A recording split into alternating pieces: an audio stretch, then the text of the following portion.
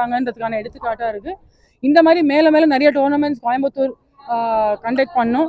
நிறைய cricket growth இருக்குன்னு நான் கேள்விப்பட்டிருக்கேன். இங்கே லீக் மேட்சஸ்லாம் நடக்குது. So I wish all the players who participating in this tournament all the very best. And எல்லா டீம்ஸுமே ஒரு நல்ல ஸ்பிரிட்டில் ஆடி ஒரு ஸ்போர்ட்ஸ்மேன்ஷிப்போடு விளையாடி இந்த டோர்னமெண்ட் இன்னைக்கு இங்கே ஸ்டார்ட் ஆகுது. அதே மாதிரி ஃபுல்லாக இந்த டோர்னமெண்ட் கண்டினியூ ஆகி நல்லபடியாக முடியணும்னு நான் என்னோட பெஸ்ட் விஷஸை நான் தெரிவிச்சுக்கிறேன். All the very best to all the players. பொறுத்த வரைக்கும்